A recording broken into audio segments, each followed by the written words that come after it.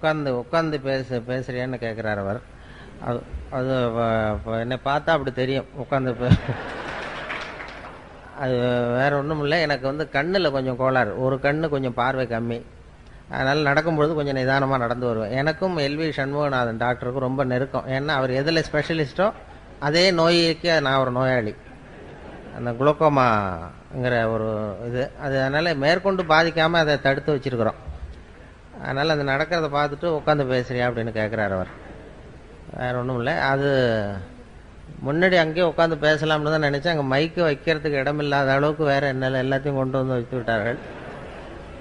அதுக்கு மேலே மைக்கு வச்சா கீழே விழுந்துடும்.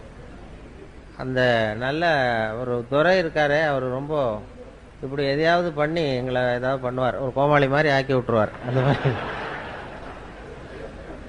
அந்த அந்த இங்கே சரி இது ஒரு கௌரவமாக கொடுத்துருக்கிறாருன்னு வச்சுங்க. அந்த கிரீடமும் மாலை, அந்த செங்கோல் கிரீடம், இது இங்கே அரை இந்த இடத்த பொறுத்த வரைக்கும் ரொம்ப கௌரவமாக கொடுத்துருக்காருன்னு வச்சுக்கலாம். நாங்கள் நிஜமாகவே இந்த செங்கோல் இந்த கிரீடத்தை போட்டுக்கிட்டு அந்த கையில் ஒரு குடையை எடுத்துக்கிட்டு நேராக எங்கள் வீட்டுக்கு போகிறேன்னு வைங்க.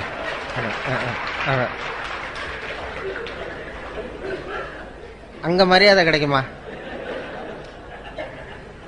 இப்போ இங்கே வந்து மரியாதையை கொடுக்குற அந்த செங்கோலும் இதுவும் அங்கே போனால் மரியாதையை குறைச்சிரும். இப்படி ஏதாவது வித்தியாசமாக பண்ணுறது தான் துரைக்கு வேலை. அவர் வந்து ஏதாவது இப்படி பண்ணிடுவார்னு தெரியும். இந்த விருதே வந்து அவர் ஐவி அவர்களுக்காக, வீரபத்திரன் அவர்களுக்காக தான் கொடுக்கணும்னு சொல்லி தீர்மானம் பண்ணி எல்லாம் முடிவு பண்ணது. அப்புறம் பத்திரிகை பார்க்குறேன், ஏன் பேரையும் போட்டிருக்கு. அதில் எப்படி போட்டாருன்னா சரி, அது எதுக்கு போட்டாருங்கிறது அப்புறம் தான் தெரியுது. இந்த நாலு தடவை வந்தேன் போனேன் அப்புறம் என்னாரு, அப்புறம் பேசும்பொழுது அவங்க யாரையும் சொல்லி அவங்க காசு வாங்குறாங்க, பணம் வாங்குறாங்க அப்படின்லாம் பேசிக்கிட்டு இருந்தார்ல. நான் இது வரைக்கும் அவர் வந்து நான் வந்து இது வரைக்கும் என்னுடைய சொந்த செலவில் தான் வந்து போயிட்டுருக்கேன், காசுலாம் வாங்குறதில்ல. அது இப்படி வந்து அதுக்கு பதிலாக தான் இதெல்லாம் கொடுத்துட்டார். பணத்தை விட இது கொஞ்சம் சீப்பு. இப்போ பேசுகிறவங்களுக்கு பணம் கொடுக்குறதுன்னா அதை விட இதுக்கு கிரையம்லாம் போட்டிங்கன்னா சீப்பாக முடியும். அதேமாதிரி ஒரு பட்டம் கொடுக்குறதும் அதை விட சுலபம். நல்ல மனிதநேய மாமணின்னா அது அவ்வளோ சுலபமாக கொடுத்துட்டார். அதனால் இப்போ இது மூலமாக சுத்தமாக காசு இல்லைங்கிறத மறைமுகமாக சொல்லிட்டார். அதான் விஷயம். இப்படி என்ன வந்து ஒன்றும் இல்லாதவனை ஆக்கி அவர் இதே தான் பண்ணுறார். இது மட்டும் இல்லை, மற்ற கூட்டங்கள்லேயும் ஏதாவது பேசணுன்னா தஞ்சாவூருக்கு வந்திருந்தார். அங்கே முக்கியமானவங்களாம் வந்திருந்தாங்க. அங்கே உள்ளவங்கள்ட்டையும் இவர் வந்து பணமே வாங்க மாட்டார் சார், காசு வாங்க மாட்டார் சார். அவர் மேடையில் ஏறி கொடுத்தாலும் வாங்க மாட்டார், நீங்கள் கொடுத்தாலும் வாங்க மாட்டார்னு பகிரங்கமாக அறிவிச்சிட்டார். உண்மை என்னன்னா, நான் கேட்டாலும் அவர் கொடுக்க மாட்டாருங்கிறது தான் உண்மை. அது சும்மா நான் வந்து ஒரு தொழில்முறை பேச்சாளர் கிடையாது, வெளியில் போய் விதவிதமாக பேசுகிறதும் கிடையாது, அது மாதிரி பழக்கம் இல்லை. சும்மா ஏதோ வந்து கொஞ்சம் வேடிக்கையாக ஏதாவது சில ஜோக்கெல்லாம் சொல்கிறது வழக்கம். வேற ஒரு குறிப்பிட்ட தலைப்பில் பேசிலாம் பழக்கம் இல்லை. இப்போ ஒரு மற்ற பேச்சாளர்கள் மாதிரி அவங்கெல்லாம் ஒரு தொகை கேட்குறாங்கன்னா அந்த தகுதி அவங்களுக்கு இருக்கு, நீங்கள் எதை பற்றி வேணாலும் பேச முடியும். இனிமே என்னுடைய வாழ்நாள் பூரா பொன்னாடை தேவைப்படாதுன்னு நினைக்கிறேன். அந்த அளவுக்கு கொடுத்துட்டாங்க. பொதுவாக பொன்னாடை வந்து எங்கேயும் அதிகமாக நான் அதிக கூட்டத்துக்கு போகாததுனால எனக்கு பொன்னாடைகள்லாம் யாரும் போத்துறதில்லை. எதுவும் வேணாங்கிறது பொன்னாடையும் வேண்டான்னு விட்டுருவாங்க. அது மாதிரி பண்ணிடுறது. அந்த இருந்தாலும் இது ஒரு அன்பு. ஈரோட்டுக்கு வந்தால் அந்த இது மாதிரி பொன்னாடை கொடை இதெல்லாம் நிறையா கிடைக்குது. இந்த கொடை நண்பர் வந்து இது முதல் தடவை இல்லை, இது 3வது கொடையோ 4வது கொடையோ தெரியல, எனக்கு கொடுத்துருக்கிறார். 4வது கொடை கொடுத்துருக்கிறார். அதனால் எங்கள் வீட்டில் அப்படியே வீட்டுக்கு வந்தீங்கன்னா கொடையாக தொங்கும் வரிசை. இதெல்லாம் அதான் அன்பை வெளிப்படுத்துகிறதுக்காக அப்படி செய்கிறாங்க. அது எங்களுக்கு என்ன சங்கடம்னா, இதையெல்லாம் இனிமேல் தூக்கிட்டு ரயிலில் போய் சேரணும் பாருங்க, அது கஷ்டம். அதனால் உங்கள்கிட்ட நான் வந்து ஈரோட்டில் உங்ககிட்டையும் நகைச்சுவை மன்றத்துக்கிட்டையும் நாங்கள் வர்றது வெறும் அன்பை மட்டும்தான் எதிர்பார்த்துக்கிட்டு வரோம். வேற இது மாதிரி சுமைகளை எதிர்பார்த்துக்கிட்டு வரல. இப்போ என்னாச்சுன்னா, நாங்கள் சும்மா வர்றதுக்கு அதுக்கு இதுக்கெல்லாம் ஒரு விலை போட்டு கொடுத்தது மாதிரி ஆயிட்டுது. அதுக்கு ஒரு வேல்யூ மாதிரி இது. அதனால எதுவுமே தர வேண்டாம். 5வது தடவை என்ன கூப்பிடுற அபிப்பிராயம் இருந்தா அவர் எங்களுக்காக எதையுமே செய்ய வேண்டாம், சாப்பாடு கூட போட வேண்டாம், நாங்களே அப்படி வளரும். அவங்க வீட்டில் போய் அவர் அவர் என்ன பண்ணுவாருன்னா, ரொம்ப துறையை பற்றி உங்களுக்கு தெரியும், ரொம்ப கஷ்டப்படுறாரு இதை நடத்தணுங்கிறதுக்காக. சொந்த காசெல்லாம் நிறைய செலவு பண்ணுறாரு. அதையெல்லாம் பார்த்துட்டு தான் நீங்கள் எதுக்கு அனாவசிய செலவுன்னு சொல்லி நானே சண்டை போட்டேன். நீங்கள் செலவு பண்ணி இந்த என்ன சார் ஜனங்களை சிரிக்க வைக்கிறோம், அது ஒரு சேவை தானே, அதுக்கு செலவு பண்ண என்ன அப்படிங்கிறது அவருடைய கொள்கை. சரி செலவு பண்ணுங்க, இது அனாவசிய செலவெல்லாம் குறைக்கலாம்ல. இப்போ இந்த கிரீடம் செங்கோல்லாம் நாங்கள் வச்சுக்கிட்டு என்ன பண்ண போகிறோம், இந்த செலவையெல்லாம் குறைச்சிக்கிட்டு நீங்கள் வேறு ஏதாவது உபயோகமாக செலவு பண்ணலாமேன்னு சொன்னேன். அது என்னமோ அவருக்கு இப்படி ஒரு இது பரவாயில்ல. அது அதனால் இந்த செங்கோல்லாம் அவர்கிட்டே திருப்பி போகும்பொழுது அவருக்கே போட்டு விட்டுட்டு அவர் கையிலேயே கொடுத்துட்டு தான் போகணும். ஆனால் தயவு செய்து அந்த கொடுத்த பட்டத்தை திருப்பி கேட்க வேண்டாம் என்று கேட்டுக்கொள்கிறேன். ஏதோ கை தவறி கொடுத்துட்டு போடாது அப்படின்னு கேட்டாருன்னா ரொம்ப கஷ்டமாக இருக்கும். அப்படி பண்ணுறது இந்த வேடிக்கை, இந்த சிரிப்பு அது சொன்னாங்க இல்லையா, அதாவது மனுஷனுக்கே நமக்கு வந்து இயல்பாக நடக்கக்கூடியது இந்த ரெண்டு விஷயம். அதாவது நடக்கிறது, நம்ம நடக்கிறோம் பாருங்க, இந்த நடக்கிறது சிரிக்கிறது, இது ரெண்டும் இயற்கையாக நடக்கணும். அதுக்கு வந்து இப்போ நம்ம உடம்புல இருக்கிற உறுப்புகள்லாம் சரியாக வேலை செய்யறதுக்கு அந்த காலில் மட்டும் பாதத்தில் அழுத்தம் கொடுத்தா போகிறோம். அதுக்காக தான் அந்த பிரகாரத்தில் நடக்கிறது, வெளியில் நடக்கிறதுலாம். அது மனுஷன் வந்து சாதாரணமாக நடக்காமல் இருக்க முடியாது. அதனால் நடந்தால் போதும், உடம்புல இருக்கிற உறுப்புலாம் சரியாக வேலை செய்யுமா. அது எல்லாமே அழுத்தம் வந்து கால் பாதத்தில் போய் முடியுது. அது அப்படி இயற்கை வந்து அப்படி ஒரு அமைப்பை ஏற்படுத்தியிருக்கு. அதாவது பேட்டரி சார்ஜ் பண்ணுறது மாதிரி நடந்தால் போகிறோம். நாம் என்ன பண்ணிவிட்டோம், நடக்கிறதுக்கு பதிலாக வாகனங்களை கண்டுபிடிச்சிட்டோம். சைக்கிளு, காரு, அது இதுன்னு கண்டுபிடிச்சதுனால நடக்கிறது குறைஞ்சி போச்சு. இப்போ இயற்கையாக நடக்க வேண்டிய அந்த நடைங்கிறது இப்போ ஒரு எக்ஸசைஸ் ஆகிட்டுது. அது வந்து ஒரு நடை பயிற்சின்னு கொண்டு வந்துட்டோம். அதுக்கு ஒரு பயிற்சி கொடுக்கணுமா. நான் சாதாரணமாக நடக்கிற வேலை இது, ஒரு பயிற்சின்னு கொடுத்து அந்த உடம்பு ஆரோக்கியத்தை காப்பாற்ற வேண்டியிருக்கு. அதே மாதிரி தான் சிரிப்பும் இயற்கையாக நடக்க வேண்டிய ஒன்று. அதுக்கு இப்போ நகைச்சுவை மன்றம்னு ஒன்று ஏற்படுத்தி சிரிப்பை உண்டு பண்ணி உங்களுக்கு இதெல்லாம் பண்ணிக்கிட்டு வேடிக்கை காட்டி ஏதாவது பண்ண வேண்டியிருக்கு. இது சிரிப்புங்கிறது இயற்கையாக நடக்க வேண்டிய ஒரு இயற்கை கொடுத்துருக்கிற ஒரு விஷயம். இப்போ இந்த விலாக தொட்டால் சிரிப்பு வருதுல்ல, அது வந்து இது ஒரு மருத்துவ மையமாக. இந்த விலாவில் தொட்டால் ஏன் மனுஷன் சிரிக்கிறாங்கிறத பற்றி ஆராய்ச்சிலாம் பண்ணாங்க. அது ஒருத்தர் ஆராய்ச்சி பண்ணி ஒருத்தர் சொன்னார், அது இந்த இடத்துல இருக்கிற மென்மையான நரம்புகள் அங்கே போய் முடியுது, மூளையில் சிரிப்பை உண்டு பண்ணுற இடத்துக்கு. அதனால் இங்கே வந்து தொட்டோம்னா அங்கே போய் சிரிப்பை உண்டு பண்ணுது. அதனால் விலாவில் மென்மையான நரம்பு வந்து முடியுது, இது தொட்டதும் அந்த செய்தி மூளைக்கு போய் சிரிக்கிறான் அப்படின்னு ஒருத்தர் கண்டுபிடிச்சார். அதுக்கப்புறம் வந்தவர் இன்னொருத்தர் அதை பற்றி தொடர்ந்து ஆராய்ச்சி பண்ணவர் கேட்டார், சரி நான் ஒத்துக்கிறேன், விலாவில் இங்கே தொட்டால் அந்த மென்மையான நரம்புகள் மூளைக்கு போய் சிரிப்பை உண்டு பண்ணுதுன்னு சொல்கிறீங்க, ஒத்துக்கிறேன். அது ஏன் நானே தொட்டுக்கிட்டா ஏன் சிரிப்பு வரலன்னார். அப்போதான் தெரிஞ்சது முதல்ல கண்டுபிடிச்சதும் பொய்ன்னு, தப்புன்னு. இப்போ என்னன்னா இது வரைக்கும் தெரியாத ரகசியம். அது மனுஷனை வந்து இந்த இடத்துல தொட்டா ஏன் சிரிக்கிறாங்கிற ரகசியம் இது வரைக்கும் யாருக்கும் தெரியாது. அது என்ன சொல்றாங்க ஒரு யூகத்தில், என்ன இது வந்து ஒரு மருத்துவ மையம், இயற்கை கொடுத்துருக்கிற ஒரு மருத்துவ மையமா. இது மாதிரி கிச்சு கிச்சு மூட்டியே நோய்களை குணப்படுத்திக்கலாம் சிரிப்பு உண்டு பண்ணி. இயற்கையாக உடம்புல ஏதாவது இந்த இடத்துல பட்டா சிரிப்பு வந்துடுது இல்லை, அது வந்து அதனால சிரிப்பும் நடையும் வந்து இயற்கையாக நடைபெற வேண்டிய ஒரு விஷயங்கள். அதுக்கு வந்து இப்போ ஒரு பயிற்சி, நடைப்பயிற்சி, அதே மாதிரி சிரிப்பு ஹியூமர் கிளப் அதெல்லாம் ஏற்படுத்த வேண்டிய அளவுக்கு நாம் வந்து இறுக்கமாயிட்டோம். மனசு இறுக்கமாயிட்டுது, டென்ஷன் ஆகிட்டுது. அதனால தான் இவங்களுக்கெல்லாம் வேலை. இப்போ 67 மாசமாக நடத்த வேண்டியதாக போச்சு பாருங்க. அப்படி பண்ணி சிரிப்பை உண்டு பண்ண வேண்டியிருக்குது. இல்லைன்னா அதுதான் இது வந்து மருத்துவ மையம். மனிதனுடைய விலாப்புறம் வந்து ஒரு மருத்துவ மையம்னு இப்போ ஆராய்ச்சியாளர்கள்லாம் கண்டுபிடிச்சு சொல்கிறாங்க. அதனால சிரிப்பு வந்து இயல்பாக நடக்கணும். அதனால தான் இப்போ பேசிகிட்டு இருந்தோம் டாக்டர்கிட்ட கூட அதை சொன்னாங்கன்னு. அதாவது மனுஷன் வந்து ஒரு குழந்தைகளை பற்றி ஆராய்ச்சிலாம் பண்ணியிருக்கிறாங்க. சின்ன வயசில் நம்ம பிறந்து 6 வாரத்தில் தான் சிரிக்க ஆரம்பிக்கிறோமா. நம்ம பிறந்து 6 வாரம் 1.5 மாதத்துல தான் சிரிக்க ஆரம்பிக்கிறோம். அது வரைக்கும் ஒன்றும் விவரமாக சிரிக்க தெரியாது. அதனால் ஒரு குழந்தை வந்து ஒரு நாளைக்கு 200 தடவை சிரிக்குதான். இதெல்லாம் அதை பற்றி ஆராய்ச்சி பண்ணி டாக்டர்கள், குழந்தை நிபுணர்கள், ஸ்பெஷலிஸ்ட் சொல்கிறாங்க. ஒரு குழந்தை வந்து ஒரு நாளைக்கு 200 தடவை சிரிக்குது. நம்மளாம் 15 தடவை சிரிக்கிறோமா. அப்படியே குறைச்சிக்கிட்டே வந்தாச்சு. அதனால தான் இப்போ ஹார்ட் அட்டாக்லாம் வருதுன்னு இப்போ கண்டுபிடிச்சிருக்கிறாங்க.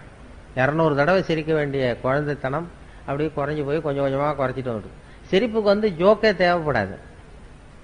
நான் சொன்னல இயல்பான விஷயம்னு, சிரிப்புக்கு ஜோக்குன்னு ஒன்று தேவையே படாது. அது வந்து இந்த நம்ம காலங்காலமாக சிரிப்பு வந்து சிறைப்பட்டு போயிருக்குதான் நம்ம உடம்புல. எப்படின்னா, ஒரு முதலாளிக்கு முன்னாடி தொழிலாளி சிரித்தா மரியாதை குறைச்சல், ஒரு வாத்தியாருக்கு முன்னாடி பையன் சிரித்தா மரியாதை குறைச்சல், ஒரு அதிகாரிக்கு முன்னாடி பியூனு சிரிச்சா மரியாதை குறைச்சல், இப்படி சொல்லி சொல்லி சிரிப்புங்கிறது மரியாதை குறைவான செயல்னு போதிக்கப்பட்டு வந்திருக்கிறோம். அதனால சிரிப்புங்கிற அந்த செயல் வந்து சிறைப்பட்டு போச்சாமா. நான் இப்போ என்னன்னா மரபு ரீதியாவே ஜெனட்டிக்காவே நம்ம சிரிச்சா யாராவது தப்பா நினைப்பாங்களோ அப்படின்னு நினைக்கிற அளவுக்கு நம்ம வந்துட்டோம். அப்படி சிறைப்பட்டு இருக்கிற சிரிப்பை வெளியில கொண்டு வர்றதுக்கு ஜோக்குன்னு ஒரு சாவியை போட வேண்டியிருக்கு. ஒரு சாவியை போட்டு திறந்து விட்டு அந்த சிறைப்பட்டு இருக்கிற சிரிப்பை வெளில கொண்டு வர வேண்டியிருக்குதான். இதுதான் இப்ப நடக்கிறது. வேற சிரிப்புக்கும் ஜோக்குக்கும் சம்பந்தமே இல்லை. சொல்லப்படுகிற ஜோக்குக்கும் சிரிப்புக்கும் உங்களுடைய இயல்பான சிரிப்புத்தன்மையை வெளியில கொண்டு வர்றதுக்கு ஜோக்குங்கிறது ஒரு சாவியா உபயோகப்படுது. இதுதான் இப்ப ஆராய்ச்சியாளர்கள்லாம் கண்டுபிடிச்சிருக்கிறது. வேற சிரிப்புக்கு வந்து ஜோக்கு தேவைப்படாதுங்கிறத எப்படி நிரூபிக்கிறதுன்னா, வெறும் சத்தமே கூட சிரிப்பு உண்டு பண்ணும். ஒரு குழந்தை தொட்டில படுத்திருக்கு, அதுகிட்ட போய் இப்படி கையை தட்டுங்க சிரிக்கும். அது என்ன ஜோக்காது? வெறும் ஒரு தட்டுறோம், கையை தட்டுறோம், அந்த வெறும் சத்தம் வந்து சிரிப்பை உண்டு பண்ணுதில்ல, அதுதான் இயல்பு தன்மை, நம்மளுடைய இயல்பான தன்மை. ஒரு ரோஜா பூவை பார்த்தா சிரிப்பு வரணும், ஒரு வெளிச்சத்தை பார்த்தா சிரிப்பு வரணும், ஒரு சத்தத்தை கேட்டா சிரிப்பு வரணும், ஒரு குருவி கத்துறதை பார்த்தா சிரிப்பு வரணும். இப்படி சிரிச்சுக்கிட்டு இருந்த நாம இப்போ ஒரு ஹியூமர் கிளப்னு ஒன்று வச்சு ஜோக்கெல்லாம் சொல்லி சிரிக்க வைக்கிறது அவ்வளவு முயற்சி பண்ண வேண்டியிருக்கு. அந்த அளவுக்கு இறுகி போச்சு மனசு. அதனாலதான் ஹார்ட் அட்டாக் வருதுன்னு சொன்னாங்க. ஒரு சத்தம், ஒரு குழந்தைகிட்ட கிளுகிழப்பை ஆட்டுங்க, ஒரு குழந்தை மூஞ்சிக்கிட்ட சிரிக்குது, கிளுகிழப்ப சத்தம் அது சிரிக்கும். ஆனா அதே கிளுகிழப்பை ஒரு தாத்தா மூஞ்சிக்கிட்ட ஆட்டுங்க, கோவம் வந்துடும், அடிக்க வந்துடும். ஏதாவது குச்சி கிடந்தது மாதிரி கொடா இருந்ததுன்னா எடுத்து குத்தி விடுவாரு. ஏன் அப்படி இருந்தவர் அப்படி ஆயிட்டாரு. சின்ன வயசுல ஒரு கிளுகிழப்ப சத்தத்துக்கு சிரிச்சவர் அதே கிளுகிழப்ப சத்தத்துக்கு கோவப்படுற அளவுக்கு மாறி போயிட்டார். இப்படி இந்த மாற்றம் வரப்படாதான். வயசான காலத்திலே கிளுகிழப்பை ஆட்டினா சிரிக்கணும். அப்படி இருந்தா அவருக்கு ஹார்ட் அட்டாக் வராது. எதுக்கு சொல்றேன்னா, இப்ப இங்க வந்திருக்கிற பெண்கள்லாம் வீட்டுல ஒரு கிளுகிழப்பை வாங்கி வச்சுங்க. இனிமே வீட்டுக்காரர் கோபமா வந்தாருன்னா முகத்திட்ட போய் அப்படி இப்படி ஆட்டி பாருங்க.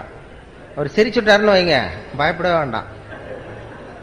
அவர் இயல்பு தன்மை மாறாம இருக்காருன்னு அர்த்தம். நீங்க கிளுகிழப்பை ஆட்டினது டென்ஷன் ஆயிட்டாருன்னு வைங்க, உடனே இசிஜி எடுத்து பார்க்கணும். அது ஏதாவது இருதயத்துல கோளாறு இருக்கான்னு பார்க்கணும். நம்ம பேசிக்கிறதுக்கு வேடிக்கையா இருக்கே தவிர இதெல்லாம் ஆராய்ச்சியாளர்கள் சொல்ற உண்மைதான். அதை பத்தி ஆராய்ச்சி பண்ணிட்டு சொல்றாங்க, ஹார்ட் அட்டாக் வர்றதுக்கே காரணம் அந்த இயல்பான சிரிப்புத்தன்மை குறைஞ்சதுதான். அதனால்தான் அந்த தன்மையை மறுபடியும் உண்டு பண்ற பெரிய முயற்சியில தான் இது மாதிரி நகைச்சுவை மன்றங்கள்லாம் இப்ப ஈடுபடுத்திருக்கு. இப்ப எல்லா இடத்துலயும் நகைச்சுவை மன்றம் ஆரம்பிச்சுட்டாங்க. சென்னையில வந்து இன்கம் டாக்ஸ் ஆபீஸ்ல நகைச்சுவை மன்றம், இப்படி போலீஸ் ஸ்டேஷன் அங்கங்கன்னு எல்லா ஆபீஸ்லயும் நகைச்சுவை மன்றம்னு ஆரம்பிச்சு அதை ஏதாவது எங்களுக்கு கொஞ்சம் சிரிப்பு உண்டு போகும், கொஞ்சம் கிச்சு மூட்டிட்டு போங்க சார்ங்கிறது மாதிரி அப்படியெல்லாம் பண்ணிட்டு இருக்கிறாங்க. இப்ப நான் 4 வருஷமா இங்க வந்துகிட்டு இருக்கிறேன். ஒரு 2 பேருக்கு சிரிப்பு வரமாட்டேங்குது இந்த ஊர்ல. இங்க வந்து பேசி, ஆனா எனக்கு வரமாட்டேங்குது ஒண்ணு. இன்னொன்னு, இந்த நகைச்சுவை மன்ற தலைவர் ராஜவேலுக்கு வரமாட்டேங்குது. என்னன்னு தெரியல. எங்க 2 பேருக்கும் உபதேசம் பண்றமே தவிர எங்களுக்கு சிரிக்க தெரியல. அதனால நாங்களும் அப்பப்ப செக் பண்ணிக்கிறது நல்லது. இசிஜி எல்லாம் எடுத்து பாத்துக்கணும். அது அப்படி அந்த சிரிப்பு. அதான் இவர் கேட்டாரு, சுரதான்னு ஒரு கவிஞர் இருந்தார்ல, சுரதா, அவரும் நானும் ஒரு மேடையில் இருக்கும் பொழுது இப்படி பேசிட்டு இருந்தோம். அப்ப எல்லாரும் வந்து கேட்டாங்க, ஏன் சார் நீங்க என்னமோ பேசுறீங்க, நீ சிரிக்க மாட்டேங்கிறிய அப்படின்னு என்கிட்ட வந்து, ஏன் உனக்கு சிரிப்பு வரமாட்டேங்குதான்னு கேட்டார் இவர் சுரதா என் பக்கத்துல இருந்து. ஆமாங்க சார், நான் பேசுறேன், எனக்கு வரமாட்டேங்குது, நான் என்ன பண்றது அப்படின்னு. நீ அப்படி இருக்கிறது தான் நல்லது. ஏன் பொடிமட்டை தும்மக்கூடாது அப்படின்னாரு. பொடியை போடுறவன் தான் தும்மணுமே தவிர பொடிமட்டை தும்மக்கூடாது. அதனால நீ சிரிக்காம இரு. அவர் இந்த ஓமை கவிஞர் இல்லையா, அதை அப்படியே அழகா அப்படி சொன்னார். அதுல இருந்து நான் ரொம்ப புடிவாதமா சிரிக்கிறது இல்லைன்னு முடிவு பண்ணிட்டேன். அப்படி அந்த இயல்பான தன்மையிலேருந்து நம்ம மாறக்கூடாதுங்கிறது ரொம்ப முக்கியம். அது இப்ப நம்ம எத்தனையோ எல்லாரும் ஏதோ வேலையில இருக்கீங்க, எத்தனையோ துறைகளில் ஈடுபட்டிருக்கீங்க. ஆனா அந்த இயல்பு தன்மை மாறாம வச்சுக்கணுமா. அதாவது சிரிக்கிறதுக்கு சந்தர்ப்பம் வந்ததுன்னா சிரிச்சிடணும், அதுக்காக டென்ஷன் ஆகக்கூடாது. அதுதான் வாழ்க்கையில சுகமா இருக்கிறது வழி. ஏன்னா குழந்தை தன்மை தான் இருக்கு, குழந்தைத்தனமா நடக்கப்படாதான். ஆனா குழந்தை தன்மைங்கிறது இருந்துகிட்டே இருக்கணுமா. குழந்தைத்தனம்ங்கிறது வந்து வேற, குழந்தை தன்மைங்கிறது வேற. சைல்டு லைக் சைல்டிஷ் அப்படின்னு சொல்றாங்கல்ல ஆங்கிலத்தில், அது மாதிரி குழந்தை தன்மையோடு வாழ கற்றுக்கொள்ளுங்கள், குழந்தைத்தனமாக வாழாதீர்கள். அதுதான் குழந்தைத்தன்மை. அது வந்து எப்போதும் இருக்கும், அது நமக்குள்ள இருந்துகிட்டே இருக்கணும் கடைசி வரைக்கும். அந்த குழந்தைத்தன்மை மாறாம இருக்கணுமா கடைசி வரைக்கும். அப்படி இருந்தா ஹார்ட் அட்டாக்லாம் வராது. இயல்பு தன்மை மாறாம வாழ்க்கைய வந்து இல்லைன்னா என்ன ஆகும்னா, சிரிக்கிறதுக்கு அப்படியே கட்டுப்படுத்திக்கிட்டே வரோம்னு வைங்க, ஒரு கட்டத்துல அப்புறம் ஒரே அடியா சிரிக்க ஆரம்பிச்சிடும் தனியா உட்காந்து.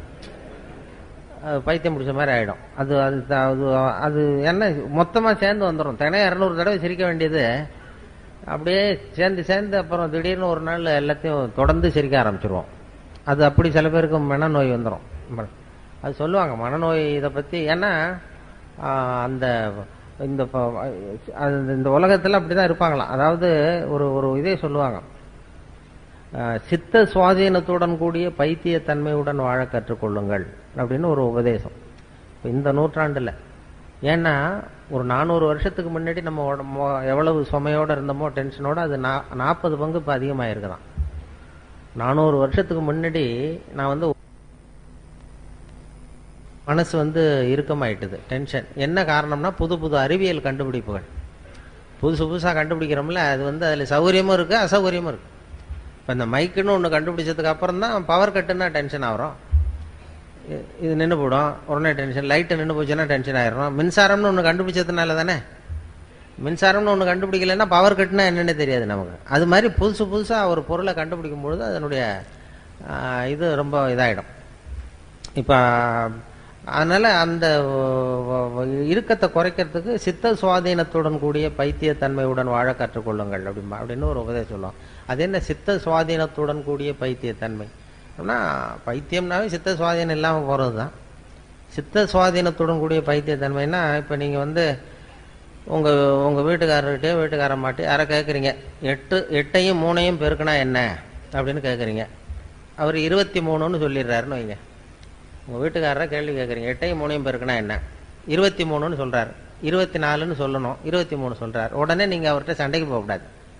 பரவாயில்ல, எங்கள் வாத்தியார் 24ன்னு சொல்லி கொடுத்துருக்காரு, உங்கள் வாத்தியார் 23ன்னு சொல்லி கொடுத்துருப்பாரு போல் இருக்கு, ஒன்று தானே வித்தியாசம். அதுவும் வாய்ப்பாட்டிலேயே எத்தனையோ எடிஷன் இருக்கு இல்லையா, பரவாயில்ல அப்படின்னு போகணுமா. இதுதான் சித்த சுவாதீனத்துடன் கூடிய பைத்தியத்தன்மை. 24 தான் சரிங்கிறது சித்த சுவாதீனம். 23ன்னு சொல்கிறாரு, அதை ஒத்துக்கிறோம் பாருங்க, அதான் பைத்தியத்தன்மை. அந்த மனோபாவம் வந்து குடும்பத்திலையும் சரி அலுவலகத்திலையும் சரி வெளி உலகத்திலையும் இருந்ததுன்னா டென்ஷன் வராது, இருதய பாதிப்பு வராது. இப்போ அதாவது ஒரு பேங்க் உத்தியோகத்துக்கு ஒருத்தன் போனான், ஒரு பேங்க்கில் வேலை பார்க்குறதுக்கு ஒருத்தன் அப்ளை பண்ணால் இன்டர்வியூக்கு கூப்பிட்டாங்க. இன்டர்வியூ கூப்பிட்டு தான் அவங்க கேள்வி கேட்டாங்க, 8ஐயும் 3ஐயும் பெருக்குனா என்னடான்னு. இவன் 23ன்னு சொல்லிட்டான், வாய் தவறி சொல்லிவிட்டான். பேங்க்கில் உத்தியோகம், இன்டர்வியூ எல்லாம் சொல்லணும்ல கரெக்டாக, 23ன்னு சொல்லிட்டான். வெளில வரும்போது யோசிச்சான், ஆகா இது ஒரு சின்ன கணக்கு, 8 × 3 8ஐயும் 3ஐயும் பெருக்குனா என்னன்னு கேட்டாங்க, நம்ம 24 பதிலாக 23ன்னு சொல்லிவிட்டோம் வாய் தவறி, நிச்சயமாக நமக்கு இந்த பேங்க்கில் வேலை கிடைக்காது. ஏன்னா பேங்க் உத்தியோகத்தில் இது கூட தெரியலன்னா எப்படி பேங்க்கில் வேலை கொடுப்பாங்க, நமக்கு கிடைக்காது அப்படின்ட்டு போயிட்டான். ஏதோ உளறிட்டோம்னு போனால் ஒரு 10 நாளில் அப்பாயின்மெண்ட் ஆர்டர் வந்துட்டுது அவனுக்கு, வந்து வேலையில் சேர்ந்துக்கிடான்னு.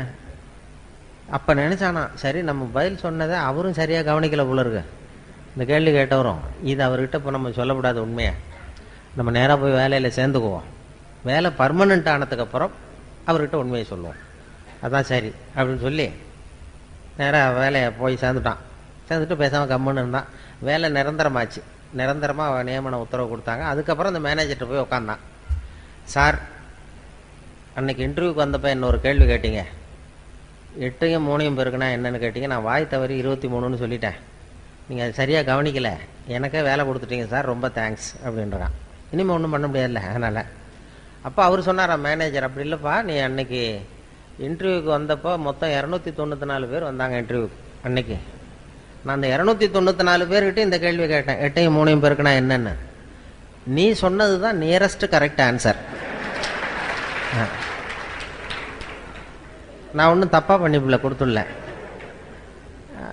அதனால் இருக்கிறதுல நீ கட்டிக்காரன் பரவாயில்ல அப்படின்னு சொல்லி நான் ஏமாந்ததான் நினைக்காதேன்னாரான். இது எதுக்குன்னா, வாழ்க்கையில் வெற்றி பெற வேண்டும்னு நினைக்கிறவங்க நியரஸ்ட் கரெக்ட் ஆன்சரை தான் பார்க்கணுமா, பர்ஃபெக்ஷன் பார்க்கக்கூடாது. நியரஸ்ட் கரெக்ட் ஆன்சருங்கிறது ஒரு தத்துவம்.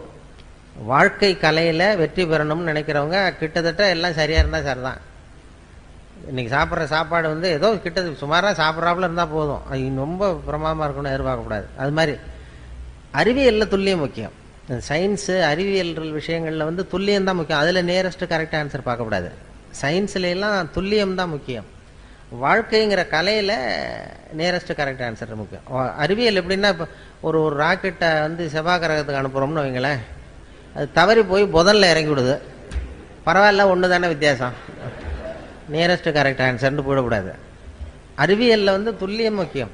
வாழ்க்கைங்கிற கலையில் கிட்டத்தட்ட சரியாக நீங்கள் நினைக்கிறது மாதிரி 100% நீங்கள் எதிர்பார்க்கறது மாதிரியே உங்கள் கணவரோ அல்லது மனைவியோ இருக்க முடியாது. அதை அந்த நியரஸ்ட் கரெக்ட் ஆன்சர் பார்க்குற மனோபாவம் வந்துட்டுதுன்னு வைங்க, பிரச்சனையே வராது வாழ்க்கையில். ஆனால் அது நம்ம நினைக்கிறது மாதிரியே இருக்கணும்னு எதிர்பார்க்குறோம். சுத்தமாக 100% அப்படியே இருக்கணும்னு நினைக்கிறது. அதனால தான் சண்டை சச்சரவு. பர்ஃபெக்ஷன் ஒன்று உலகத்தில் எதுவுமே கிடையாதான். நானாக என் மனசில் ஒரு உருவத்தை வரைஞ்சிக்க வேண்டியது, எதிரில் பார்க்குறது நான் வரைஞ்ச உருவத்தை மாதிரியே இருக்கான்னு நான் பார்க்குறேன். அப்படி ஒத்து போச்சுன்னா அது பர்ஃபெக்டுன்னு ஒத்துக்கிறேன். அது ஒத்து போகலன்னா அது சரியில்லைங்கிறேன். கோளாறு நான் வரைஞ்சத்தில் இருக்கே தவிர அந்த பொருள் இல்லை. அதுதான் முக்கியம். அதுதான் வாழ்க்கையினுடைய நுணுக்கமே. அதுதான் அழகுங்கிறது. அப்படி தான் அழகுன்னு ஒன்று வெளியில் ஒன்றும் கிடையாது, பொருளில் கிடையாது. அழகாய் இருக்கிற பொருளை நீங்கள் விரும்புவதில்லை, நீங்கள் விரும்புகிற பொருள் அழகாக இருக்கிறது அப்படிங்கிறது தான் உண்மை. உங்களுக்கு பிரியமாக இருந்தால் அது அழகாக தெரியும், பிரியம் இல்லைன்னா அழகாக இருக்காது. அதனால் அழகுங்கிறது நீங்கள் விரும்புகிறீங்களா இல்லையாங்கிறத பொறுத்து அமையதே தவிர பொருளில் உள்ள விஷயம் கிடையாது. அது அழகாக இருக்கும். அதான் அழகாக இருக்கிற பொருளை நீங்கள் விரும்புவதில்லை, நீங்கள் விரும்புகிற பொருள் அழகாக இருக்கிறது. அந்த மனோபாவத்தை குடும்பத்தில் நம்ம உண்டு பண்ணிக்கிட்டோம்னா வாழ்க்கையில் அந்த டென்ஷன் இருக்காது. எப்போதும் அந்த சிரித்து வாழணுங்கிறாங்க இல்லையா, அந்த இயல்பு தன்மையோடு நம்ம வாழறதுக்கு அது ரொம்ப உதவியாக இருக்கும். குடும்பத்தில் எத்தனையோ பிரச்சனைகள் வரலாம். அது சொல்லுவாங்க நிறையா. சின்ன சின்ன ஒரு நல்ல குடும்பங்கிறது எப்படின்னா அனுசரித்து போகணும், ஒருத்தரை விட்டு கொடுத்து போகணும், சந்தேகம் கூடாது, அப்படி இப்படின்னு சொல்லுவாங்க. அதாவது ஒருத்தன் ஒரு பொண்ணை கல்யாணம் பண்ணிட்டு வந்தான். குடும்பத்தில் சந்தேகம். அவன் என்ன சொல்லிட்டாங்க எல்லாரும், டே நீ கல்யாணம் பண்ணிட்டு வந்திருக்கிறிய, அந்த பொண்ணுக்கு காது சரியாக கேட்காதுரா அப்படின்ட்டாங்களாம். இவனுக்கு ரொம்ப வருத்தமாக போச்சு. ஆகா, நம்ம கல்யாணம் பண்ண பொண்ணு காது சரியாக கேட்கலன்னு சொல்கிறாங்க, இதை எப்படி கண்டுபிடிக்கிறது, டெஸ்ட் பண்ணணும்னு பார்க்குறான். நேராக போய் உனக்கு காது கேட்குமா அப்படின்னு கேட்டால் சண்டை வந்துடும். இது எப்படியாவது சோதனை பண்ணணும்னு வெளியில் போகிறது மாதிரி போனான். வெளியூர் போன வெளில எங்கேயோ கடத்தருக்கு போனது மாதிரி போயிட்டு திரும்பி வந்தான். திரும்பி வந்து தெருவில் நின்றுக்கிட்டு இன்றைக்கி என்ன சாம்பார் அப்படின்னா பதிலே வரல. ஆஹா, நம்ம கேட்டது தப்பு, சரிதான், காது கேட்கல மனைவிக்குன்னு முடிவு பண்ணிட்டான். அடுத்தது வீட்டுக்குள்ளே வந்து நின்று 2வது தடவையாக கேட்டான். வாசலுக்குள்ளே வந்து நின்றுக்கிட்டு இன்றைக்கி என்ன சாம்பார் அப்படின்னா 2வது தடவையும் பதில் வரல. சரி, ஏமாந்து போட்டோம்மா அப்படின்னு சொல்லிட்டு நேராக அடுப்பங்கரைக்கு போனான். அடுப்பங்கரையில் அந்த பொண்ணு ஏதோ சமைச்சிக்கிட்டு இருக்கு, சமையல் பண்ணிகிட்டு இருக்கு. அது சமையல் பண்ணிகிட்டு இருக்கு, அது காதுகிட்ட போய் இப்படி வச்சுக்கிட்டான் கையை. இப்படி கையை வச்சுக்கிட்டு வேகமாக கத்துறான் 3வது தடவை. இன்றைக்கி என்ன சாம்பார்னு 3வது தடவை கத்துறான். அது கொஞ்சம் கூட அலட்டிக்கவே இல்லை. மெதுவாக திரும்பி இவன் காது ஓரமாக சொல்லுது, 3வது தடவையாக சொல்கிறேன் முருங்கைக்காய் சாம்பார் அப்படின்னு.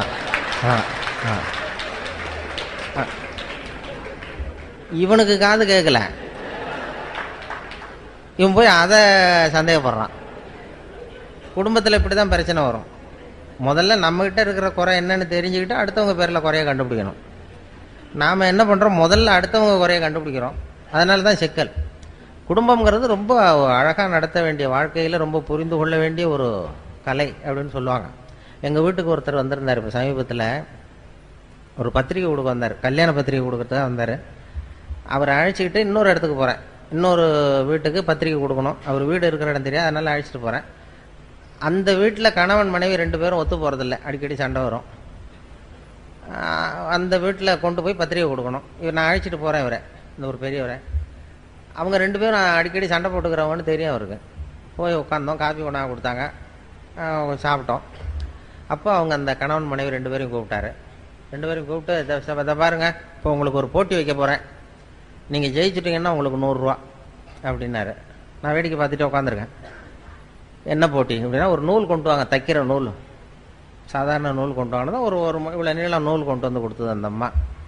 இந்த நூலை வந்து அறுத்துடணும், முடியுமா முடியாதா அப்படின்னு கேட்டார். இது என்ன பெரிய வேலை, இது அறுக்கிறது சாதாரண பட்டுன்னு இழுத்தா போயிடும், இதை அறுத்துட்டா 100 ரூபா அப்படின்னாரு. நான் இருக்கிறேன் 2 பேரும் வந்தாங்க, அந்த அம்மாவும் அந்த வீட்டுக்காரனும். நீ 2 பேரும் சேர்ந்து நீங்கள் ஒரு பக்கத்தை பிடிங்க, நான் ஒரு பக்கத்தை பிடிச்சிக்கிறேன், நான் இழுக்கிறேன், நீ இழு. நீங்கள் 2 பக்கமும் 2 பேர் சேர்ந்து அந்த பக்கத்தை பிடிச்சிட்டு இழுங்க, நான் பிடிச்சிட்டு இழுக்கிறேன், அறுத்துருங்க. இழுத்துட்டிங்கன்னா ஆளுக்கு 100 ரூபா தரேன்ருக்காரு. அவங்க ரொம்ப உற்சாகமாக அந்த பக்கத்தை 2 பக்கமும் 2 பேரும் சேர்ந்து பிடிச்சிட்டாங்க. இவர் வந்த பெரியவர் ஒரு பக்கத்தை பிடிச்சிட்டாரு. இழுத்தாருங்க அப்படின்னாரு. அவங்க 2 பேரும் ரொம்ப பலமாக இழுக்க ஆரம்பித்தாங்க.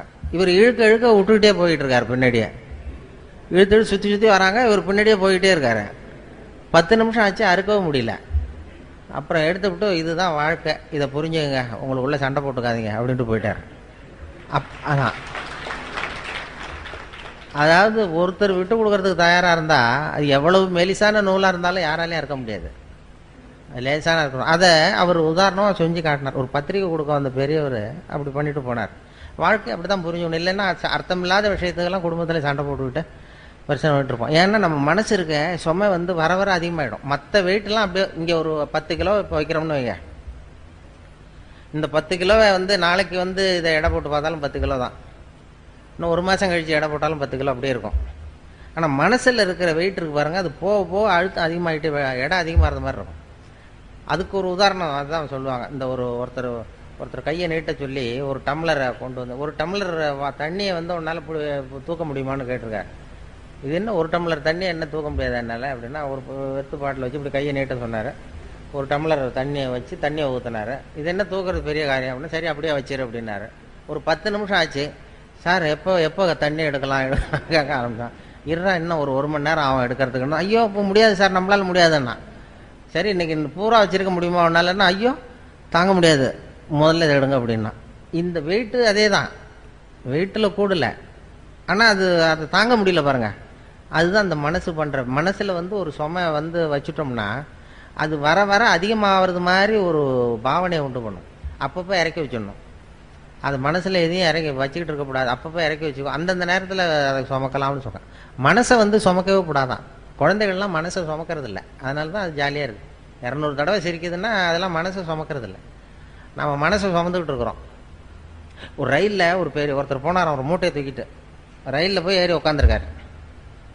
ஏறி உட்காந்ததும் ரயில் புறப்பட்டுது. இவன் தலையிலேயே மூட்டையை வச்சுட்டு உட்காந்துருக்கான். எதிர்த்தாப்பில் இருக்கிறவருக்கு சொல்லியிருக்காரு, ஏன் ரயில் தான் புறப்பட்டுது, மூட்டையை இறக்கி வை, உன் ஸ்டேஷன் வந்ததும் தலையில் தூக்கி வச்சுக்கிட்டு நீ இறங்கி போகலாம், இப்போ இறக்கி வச்சுருன்னு இருக்காரு. அப்போ இவன் சொன்னானா, அதெல்லாம் வேண்டாம், என் சுமையை நான் சுமந்துக்கிறேன், என்னை மட்டும் ரயில் சுமந்தா போதும் நானும். இப்படி தான் நம்ம இப்போ பண்ணிகிட்டு இருக்கோம்மா. இப்போ அவன் பண்ணுறத நினைக்கும் போது நமக்கு சிரிப்பு வருது இல்லை. இப்போ நாம் வாழறது அப்படி தான் வாழ்ந்துக்கிட்டு இருக்கோம்மா. தேவையில்லாததையெல்லாம் சுமந்துக்கிட்டு பிரயாணம் பண்ணிகிட்டு இருக்கிறோம். எந்தெந்த நேரம் எதை சுமக்கணுமோ அதை சுமந்தா போதும். இறங்குற நேரத்தில் மட்டும் தூக்கி வச்சுட்டு இறங்கினா போதும். அப்பப்போ அந்தந்த சுமையை சுமந்தா போதும். எல்லாத்தையும் ஒரே நேரத்தில் சுமந்துக்கக்கூடாது. நம்ம ஈரோடு துறை மாதிரி போட்டு எல்லாத்தையும் போட்டுட்டு இன்றைக்கி எங்களுக்கு சாப்பாட்டையும் கவனிக்கணும், அதையும் கவனிக்கணும், இதையும் கவனிக்கணும்னு போட்டுக்கிட்டு 3 நாள் ஆச்சான் அவர் தூங்கி. அப்படி இது பண்ணக்கூடாது. முதல்ல அது மாதிரி மனசு வந்து அப்படி நம்மளை ஏமாற்றும். மனசை வந்து அந்த அளவுக்கு மனசை வந்து புரிஞ்சுக்கணுமா, அதை கட்டுப்படுத்தக்கூடாது. மனசை வந்து எல்லாரும் அடக்கு, சினத்தை கோபத்தை அடக்கு, மனசை அடக்குன்னு சொல்லுவாங்க. மனம் சினம் 2 இருக்குல்ல, ரெண்டையுமே எல்லாரும் உபதேசம் பண்ணுறது எப்படின்னா, மனசை வந்து கட்டுப்படுத்து, சினத்தை வந்து அடக்கு, கோபத்தை அடக்கு, மனசை கட்டுப்படுத்தலாம் சொல்லிட்டு இருப்பாங்க. இந்த அடக்கிறது கட்டுப்படுத்துறதெல்லாம் மற்றவங்க உபதேசம். இந்த அருள் தந்தை வேதாத்திரி மகரிஷி இருக்கார்ல, அவர் தான் வித்தியாசமாக அதை உபதேசம் பண்ணார். மனசை வந்து அடக்காத, அதை புரிஞ்சுக்கோ, அது சரியாக போடும். மனதை வந்து அடக்க நினைத்தால் அலையும், அறிய நினைத்தால் அடங்கும் அப்படின்னார் வேதாத்திரி மகரிஷி. அதை வந்து புரிஞ்சுக்கிறதுக்கு முயற்சி பண்ணுமே தவிர அதை அடக்கிறதுக்கு முயற்சி பண்ணாது. அதே மாதிரி சினத்தை கோபத்தை கட்டுப்படுத்துன்னு எல்லாரும் உபதேசம் பண்ணாங்க. இவர் என்ன சொன்னார், சினத்தை தவிர்த்து விடு, சினம் தவிர்த்தல்னு தான் சொல்லுவாங்க. கோபம் வராத அளவுக்கு சினத்தை தவிர்க்கணுமே தவிர, இல்லைன்னா அது வர வர பெருசாக போயிட்டே இருக்கும். அதுதான் வாழ்க்கையில் வந்து நம்ம கற்றுக்க வேண்டியது. அதுதான் குடும்பத்தில் இருக்கிறவங்களுக்கு அது மாதிரி உபதேசங்கள் நிறைய. பிரச்சனைகள் எல்லாத்துலேயும் பிரச்சனை நிறையா வந்துட்டு தான் இருக்கும். பிரச்சனை வந்து இப்போ எங்கள் ஆஃபீஸில் நான் ஆல் இண்டியா ரேடியோவில் வேலை பார்த்தேன். எங்கள் ஆஃபீஸில் எல்லாருக்கும் ஒரு மேஜை நாற்காலி உண்டு. அதில் மேஜையில் ஒரு கண்ணாடி போட்டிருக்கோம். கண்ணாடி ஒன்று வச்சுருப்பாங்க. அந்த வேலை செய்கிறவங்களாம் அவங்கவுங்க இஷ்ட தெய்வத்தை கண்ணாடிக்கு அடியில் வச்சுருப்பாங்க. முருகன் படம், பிள்ளையார் படம், அது ஏசுநாதர் படம், இது மாதிரி பள்ளிவாசல் எதையாவது வச்சுருப்பாங்க. அவங்கவுங்க காலையில் வந்ததும் வேலையை அதை தொட்டு கும்பிடுவாங்க. அதுக்கப்புறம் தான் வேலையை பார்க்குறது. இப்படி நடந்துக்கிட்டு இருந்தது. எனக்கு கண்ணாடி கிடையாது, அது உடஞ்சி போச்சு மேஜையில், அதனால் எதுவும் வைக்கிறதில்ல. எனக்கு பக்கத்தில் ஒரு பொண்ணு இன்னொரு சீட்டு, அது ஒரு நிகழ்ச்சி பொறுப்பாளர். எனக்கு என்ன ஒரு ஆசைன்னா, அது இஷ்ட தெய்வம் என்னன்னு கண்டுபிடிக்கணும், பார்க்கணும் அப்படின்னு ஒரு ஆசை. இருக்கிறப்ப போய் எட்டி பார்த்தா நல்லா இருக்காது. வெளியில் எழுந்திரிச்சு போகும்போது பார்க்கலான்னு அப்படி இப்போ பார்த்துக்கிட்டே இருந்தோம். ஒரு தடவை எழுந்திரிச்சு வெளில போச்சு. அப்போ ஓடி போய் எட்டி பார்த்தேன். அது இஷ்ட தெய்வம் என்ன, முருகனா பிள்ளையாரா என்னன்னு பார்ப்பேன். பார்த்தா ஒரு ஆசாமி படம் இருக்குது, ஒரு மனுஷனுடைய படம். உடனே கூப்பிட்டு அந்த அம்மா வந்தது, என்ன சார் பார்க்குறீங்க, இது யாரும்மா இது இந்த படத்தை வச்சுருக்கேன் அப்படின்னா, இது என் வீட்டுக்காரரு சார். பாருங்கள், வீட்டுக்காரர் படத்தை தெய்வம் வைக்க வேண்டிய இடத்துல வச்சுருக்கேன். இந்த நூற்றாண்டில் இப்படி ஒரு பொண்ணா அப்படின்னு சொல்லிட்டு இது மாதிரி அவர் படத்தை நீ வச்சிருக்கிறியே, உனக்கு தெரியுமா, நீ இங்கே படம் வச்சிருக்கிறது உங்கள் வீட்டுக்காரருக்கு தெரியுமா அப்படின்னு கேட்டேன். இதெல்லாம் அவருக்கு எதுக்கு சார் தெரியணும், நம்ம மனசில் இருந்தால் சார் தான். நீ அவர் ரொம்ப கொடுத்து வச்சவருமா அவங்க வீட்டுக்காரரு, இப்படிலாம் பண்ணிகிட்டு இருக்கேன், எல்லோரும் தெய்வத்தை வச்சுட்டு இருக்கோம் அப்படின்னு சொல்லிட்டு அப்புறம் ஒரு சந்தேகம் கேட்டேன். ஏம்மா எல்லாருக்கும் வந்து வாழ்க்கையில் ஆஃபீஸில் எத்தனையோ பிரச்சனைகள் வரும், ஏதாவது பிரச்சனை வந்தால் உடனே தெய்வத்துக்கிட்ட வந்து முறையிடுறது வழக்கம். அது ரேடியோ ஸ்டேஷனில் அடிக்கடி ஏதாவது சிக்கல் நெருக்கடி வந்துக்கிட்டே இருக்கும். ஓடி வந்து இந்த இதுலேருந்து காப்பாற்று அப்படின்னு சொல்லி தெய்வத்துக்கிட்ட முறையிடுறது. பிரச்சனைகள் வந்தால் தெய்வத்தை வந்து பார்த்தா பிரச்சனை குறையுமா. நீ என்ன செய்வே அப்படின்னு கேட்டேன். நானும் அப்படி தான் சார் பண்ணுவேன். இந்த ஆஃபீஸில் தலை போகிற பிரச்சனை எது வந்தாலும் நேராக ஓடி வந்து இங்கே தான் நிற்பேன். இங்கே நின்று இந்த வீட்டுக்காரர் இருக்கார், இவர் முகத்தை பார்ப்பேன். இவர் முகத்தை பார்த்துட்டு நான் மனசுக்குள்ளே நினச்சிக்குவேன், இதை விட பெரிய பிரச்சனை நமக்கு வேறு என்ன வந்துட போகுது அப்படின்னு நினச்சிக்குவேன். மற்ற பிரச்சனையெல்லாம் சின்னதாக போயிடும். பாருங்க, பிரச்சனையை சமாளிக்கிறதுக்கு அப்படி ஒரு வழி இருக்குது. எதுக்கு சொல்கிறேன்னா, இப்போ ஈரோட்டில் இருக்கிற பெண்கள்லாம் இனிமேல் அந்த படம் உங்கள் வீட்டுக்காரர் படத்தை கையில் வச்சுக்கோ, அவருக்கும் பெருமையாக இருக்கும், ஏதோ நம்ம படத்தை வச்சுருக்கிறாரு அப்படி வச்சுருக்கிறாங்கன்னு. நீங்கள் எதுக்கு வச்சுருக்கீங்கிறது தெரியக்கூடாது அவருக்கு. ஏதாவது பெரிய பிரச்சனை வந்ததுன்னா பார்த்தீங்கன்னா மற்றதெல்லாம் சின்னதாக தெரியும். இப்படி டெக்னிக் நிறையா இருக்குது. மனசை சுமக்காமல் வாழ்க்கையை வந்து ரொம்ப லேசாக நடத்துறதுக்கு இதெல்லாம் வழி. அதெல்லாம் தான் இந்த ஹியூமர் கிளப்பு கற்றுக் கொடுவோம். வாழ்க்கையில் அனாவசியமாக கோவப்பட்டுக்கிட்டு சண்டை போட்டுக்கிட்டுலாம் இருக்காதிங்க அப்படின்னு சொல்லி ஹியூமர் கிளப்பினுடைய வேலை அதுதானே, சிரிக்க வைக்கிறது, வாழ்க்கையை லேசாக்கிறது. அதெல்லாம் தான். குடும்பத்தில் பேர் வைக்கிறதுல தகராறு வரும்னு ஒரு கதை சொல்லுவாங்க. ஒரு கணவன் மனைவி 2 பேருக்கும் ஒரு குழந்தை பிறந்த, ஆம்பளை பிள்ளை பிறந்தது. அந்த பிள்ளைக்கு பேர் வைக்கிறது என்னங்கிறதுல தகராறு. அவன் என்ன சொல்கிறான், எங்கள் அப்பா பேர் தான் வைக்கணுங்கிறான் அவன். இந்த அம்மா என்ன சொல்லுது, இல்லை எங்கள் அப்பா பேர் தான் வைக்கணுங்குது. காலையிலேருந்து சண்டை. அவங்க அப்பா பேரை வைக்கணுங்கிறான், இது எங்கள் அப்பா பேரை வைக்கணும். சண்டை, காலையிலேருந்து சண்டை. எழுத்து வீட்டுக்காரன் ஒருத்தானா அவன் வந்தான். என்ன சண்டை, எழுத்து வீட்டில் ஒரே சத்தமாக இருக்குன்ட்டு வந்தான்.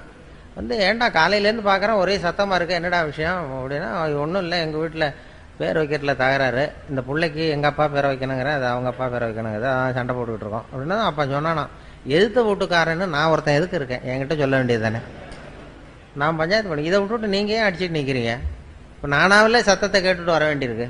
சரி சொல்லுங்கள் உங்கள் பிரச்சனை என்னென்னா. இவன் சொன்னான், சரிடா உங்கள் அப்பா பேர் என்ன அப்படின்னு கேட்டான் அவனை. சீனிவாசன் அப்படின்னா. சரி உங்கள் அப்பா பேர் என்னம்மா, கிருஷ்ணன் அப்படின்னு இருக்காது. கொஞ்சம் யோசிச்சான், சீனிவாச கோபால கிருஷ்ணன் அப்படின்னு பேர் வைங்க, சரியா போச்சு, 2 பேர் வந்துருந்தோம் அப்படின்னு போயிட்டான். போனதுக்கப்புறம் இந்த கணவன் மனைவி 2 பேரும் பேசிக்கிட்டாங்களாம். சரி இந்த சீனிவாசன் சரி, கிருஷ்ணன் சரி, கோபாலன் எங்கேருந்து வந்தான் நடுவில் அப்படின்னு ஓடி போய் அவனை பிடிச்சி இழுத்துட்டு வந்திருக்காங்க. இழுத்துட்டு வந்து, அது யாரா கோபாலன் அப்படின்னா, அது எங்கள் அப்பா பேர், நீ அதை மட்டும் ஏன் விடுற, அதையும் சேர்த்து வச்சுட்டு போ அப்படின்றான். குடும்பத்தில் 2 பேர் கணவன் மனைவி ஒத்து போகலன்னா கோபாலன்னு ஒருத்தன் குறுக்க வருவான், அதுக்கு இடம் கொடுக்கக்கூடாது. அதான் சொல்கிறது. அது மாதிரி ஒத்து போகணும். அது மாதிரி இல்லைன்னா சண்டை, கோபாலன்னு ஒருத்தன் வருவான், அது மாதிரி பிரச்சனை வரும். வாழ்க்கைங்கிறது ஒரு பெரிய பிரயாணம், சின்ன பிரயாணம். ஒரு பஸ்ஸில் போகிறப்ப கூட எவ்வளோ அசௌகரியம், சண்டை போட்டுக்கிறோம் அப்படின்னு சொல்லுவாங்க. வாழ்க்கைங்கிறது ரொம்ப பெரிய பிரயாணம், அதில் சுகமாக இருக்கணும் பிரயாணம். வாழ்க்கைங்கிறது குடும்பத்தில் அது மாதிரி எவ்வளவோ கஷ்டம் நஷ்டம் எல்லாம் இருக்குது. அனுசரித்து போகிறது, ஒருத்தர் விட்டு கொடுக்குறது, இதெல்லாம் தான் ரொம்ப முக்கியமான இது. அந்த நுணுக்கத்தை புரிஞ்சுக்கணுங்கிறது தான் இது. ஹியூமர் கிளப்புங்கிறது சும்மா ஏதோ பொழுதுபோக்காக அவங்க பண்ணுறதுங்கிறது இல்லை. இது வந்து வாழ்க்கையினுடைய இறுக்கத்தை குறைச்சி வாழ்க்கையை வந்து லேசாக்கி, வாழ்க்கை பிரயாணம்ங்கிறது ரொம்ப சுகமானது. அது வந்து ஒரு போராட்டம் கிடையாது. வாழ்க்கைங்கிறது ஒரு அனுபவிக்க வேண்டிய ஆனந்தம். அதை உணர வைக்கிறதுக்கு தான் இது மாதிரிலாம் பண்ணிகிட்டு இருக்கிறாங்க. இதில் நிறைய அந்த நகைச்சுவை உணர்வுங்கிறது நம்ம எல்லாத்துலேயும் அதை பண்ணிகிட்டு இருக்கிறோம். நம்ம இப்போ அந்த ரேடியோவிலையும் அதனால தான் அது கொஞ்சம் அந்த நிகழ்ச்சி கொஞ்சம் பாப்புலர் ஆனது. எதை சொன்னாலும் கொஞ்சம் வேடிக்கையை கலந்து சொல்லிடுறது ரேடியோவில். அது அதனால் அது கொஞ்சம் எந்த விஷயத்தை சொன்னாலும் இந்த கொஞ்சம் கடுமையான விஷயத்தை கூட வேடிக்கையாக சொன்னோம்னா இதாக இருக்கும். இப்போ நான் வந்து விவசாய ஒலிபரப்பு பிரிவில் இருந்தேன். அதில் இப்போ கோழி பண்ணையை பற்றி பேசுவோம். கோழி பண்ணை வைக்கிறது எப்படி, இது என்ன எப்படி பண்ணுறது, போகிறது வர்றதுன்னு பேசிகிட்டு இருப்போம். அதை கேட்குறவங்க ரொம்ப கம்மியாக இருப்பாங்க. அதனால் என்ன பண்ணுறது, அது கொஞ்சம் வேடிக்கையாக கதையை கலந்து கோழி பண்ணையினுடைய தொழில்நுட்பம்லாம் சொல்லிவிட்டு கோழி பண்ணையை பற்றி சொல்கிறது. அது எப்படின்னா, ஒரு கதையை ஒன்று சேர்த்துருவோம் அதில். இப்போ உதாரணமாக ஒருத்தன் ஒரு கோழி விற்றுக்கிட்டு இருந்தானா ஒரு இடத்துல, கோழிலாம் விற்றுக்கிட்டு இருக்கான். ஒருத்தர் வாங்க வந்தார். இதெல்லாம் என்ன ஒரு கோழிப்பா அப்படின்ட்டு இருக்காரு. அப்போ கோழி வித்தவன் சொல்லியிருக்கான், இந்த பாருங்க இது கோழியா சேவலா அப்படிங்கிறது மட்டும்தான் தெரியும், என்ன ஒரு கோழிங்கிறதெல்லாம் பார்த்து சொல்ல முடியாது அப்படின்ட்டுருக்கான். இவர் வந்தவருக்கு கோவம் வந்துட்டது, நீ என்னடா அது கூட தெரியாமல் நீ என்னடா கோழி விற்றுக்கிட்டு இருக்கிற, கோழியோட முதுகை பார்த்தே அது எந்த ஊர்னு சொல்லிவிடலாம்டா, அது எனக்கு தெரியும் உனக்கு தெரியாதா, அது தெரியாமல் நீ வந்து கோழி விற்க வந்துட்ட, கோழியோட முதுகை பார்த்தாவே அது எந்த ஒரு கோழின்னு தெரியும், அதோ அந்த மூலையில் ஓடுது பாரு அது வந்து நாமக்கல் கோழி, அதில் ஒரு 2 எடுத்து வை, எனக்கு 2 ஓடுது பாரு இது சேலத்து கோழி, இதில் 2 எடுத்து வை, இதோ ஒரு மூலையில் நிற்கிது பாரு அது வந்து ஈரோட்டு கோழி, அதில் 2 எடுத்து வை அப்படின்னு சொல்லிவிட்டு முதுகை பார்த்தாவே தெரியும்டா, இதெல்லாம் தெரியாமல் நீ வந்து வியாபாரம் பண்ண வந்துட்டு உனக்கு எந்த ஊர்றான்னு கேட்டிருக்காரு. அவன் முதுகை திருப்பி காட்டினானா, பார்த்து தெரிஞ்சுக்கோ அப்படின்னு. இப்படி ஏதாவது ஒரு வேடிக்கையை சொல்லி கோழி பண்ணையை பற்றிய செய்திகளை சொல்கிறது ரேடியோவில். அப்படி தான் அந்த விஷயங்களை வந்து சொல்லும் பொழுது இப்படி வேடிக்கையை கலந்து சொல்லும் பொழுது அது கொஞ்சம் நல்லா இதாக போகும். அப்படி பண்ணிக்கிட்டு இருக்கிறது வழக்கம். அதில் நிறைய அது மாதிரி நிறைய எல்லா செய்திகளும் சொல்லுவோம். அப்போ இப்போ நிறைய இப்போ இதை பற்றியெல்லாம் சொன்னோம் நம்ம. அப்போ அந்த விசாரணை கமிஷன் லஞ்ச ஊழல் அப்படி இப்படின்னு பேப்பரில் வந்தது. அப்போ ஒரு கதையை சொன்னோம் ரேடியோவில். அதாவது ஒருத்தன் தமிழ்நாட்டில் ஒருத்தன் திடீர்னு ஒருத்தன் சாதாரணமாக இருந்தவன் திடீர்னு ஒரு பெரிய கோடீஸ்வரன் ஆகிட்டான். அவன் எப்படி கோடீஸ்வரன் ஆனான், அதை விசாரிக்கிறதுக்கு டெல்லியிலேருந்து 2 அதிகாரிகள் வராங்க. 2 பேர் வந்தான். இவனை பிடிச்சாங்க, டேய் நான் டெல்லியிலேருந்து வந்திருக்கேன், விசாரணைக்கு உன்னை விசாரிக்கிறதுக்காக வந்திருக்கேன், நீ எப்படி கோடீஸ்வரன் ஆனே, நீ சாதாரண ஆளாக இருந்த, எப்படி இவ்வளோ பணம் சேர்த்த அப்படின்னு விசாரிச்சிருக்காங்க. உடனே இவன் சிரிச்சானா, இதுக்காகவா சார் மெனக்கிட்ட 2 பேர் அங்கேருந்து வந்திருக்கீங்க டெல்லியிலேருந்து, நான் வந்து பந்தயம் கட்டியே பணக்காரன் ஆகிட்டேன் சார், முறையாக தான் பணம் சேர்த்தேன், பந்தயம் கட்டினேன் ஜெயிச்சா பணக்காரன் ஆகிட்டேன், இதில் என்ன கஷ்டம், இதுக்கு போய் விசாரிக்கிறது அங்கேருந்து மெனக்கிட்டு வந்துருக்கீங்க அப்படின்றான். பந்தயம் கட்டி எப்படிடா இவ்வளவு பணம் சேர்க்க முடியும், நாங்கள் நம்ப முடியாதுன்றான். அப்படின்னா உங்ககிட்ட ஒரு பந்தயம் கட்டவா அப்படின்னு கேட்டிருக்காங்க. ஏங்கிட்டயா என்ன பந்தயம் அப்படின்னு ஒருத்தன் கேட்டிருக்கான். ஒருத்தன் கேட்டால் இது வந்து என் கண்ணு தானே, இது என் கண்ணு, இது என் பல்லு, என் கண்ணை என் பல்லாலேயே கடிக்கிறேன், எவ்வளோ பந்தயம், 100 ரூபா எடுத்து வச்சான் வந்தவன் 100 ரூபாய் வச்சு இதை ப்ரூவ் பண்ணுறான்னு. அப்படியே எடுத்துட்டான் கண்ணு, அது ஏற்கனவே பளிங்கு கண்ணை வச்சுருக்கான். பளிங்கு கண்ணை எடுத்து வாயில் வச்சு கடிச்சுட்டான். வந்தவன் 100 ரூபாய் விட்டுட்டு நிற்கிறான். ஆஹா இது ஏமாந்துட்டோம் அப்படின்ட்டு இப்படி தான் சார் நான் பணம் சேர்த்தேன், இதை போய் உங்கள் டெல்லியில் சொல்லுங்கள் சார், இதுக்கு போய் மெனக்கிட்ட விசாரிக்க வந்துட்டீங்கன்ட்டான்.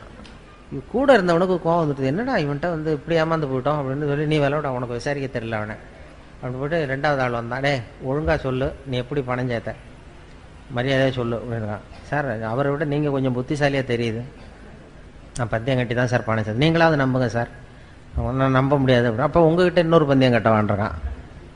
அதெல்லாம் முடியாதான் ஏமாத்திவிட்டியா அப்படி அவனை அப்படின்னா, இல்லை சார் அவர் ஏமாந்தது இது பளிங்கு கண்ணு, அதனால் ஏமாந்துட்டார், உங்ககிட்ட பணம் கட்டுறது நெஜங்கண்ணுலேயே கட்டுறேன், இது வந்து நெஜங்கண்ணு பளிங்கு கண்ணு கிடையாது, இந்த கண்ணை பல்லால் கடிக்க முடியுன்றான்.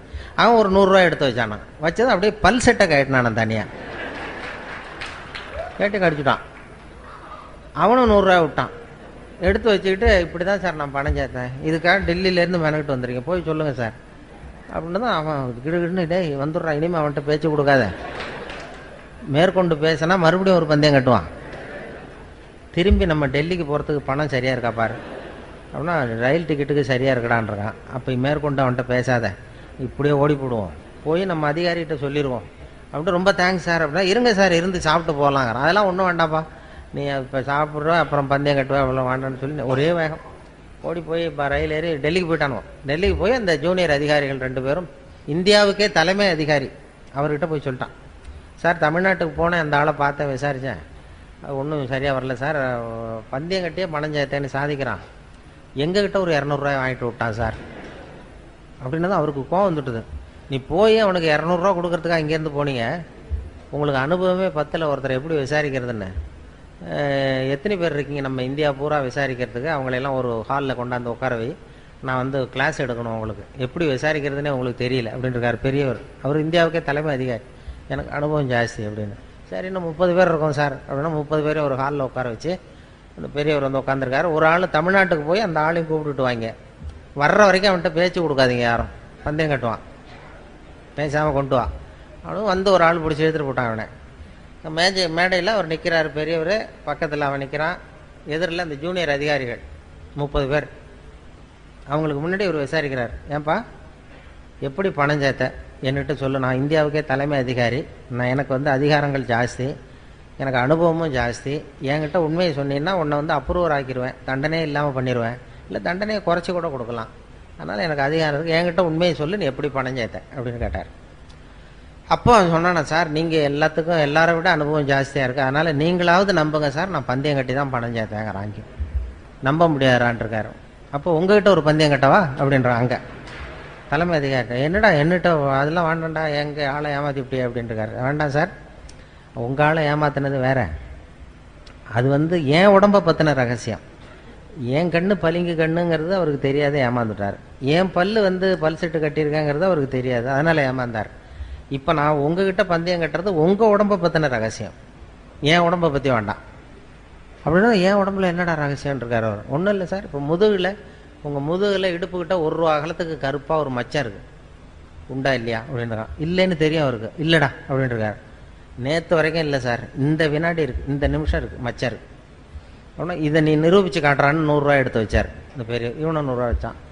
சட்டையை கட்டி காட்டினார், மச்சம் இல்லை, ஏமாந்துட்டான், இவன் ஏமாந்து போயிட்டான்.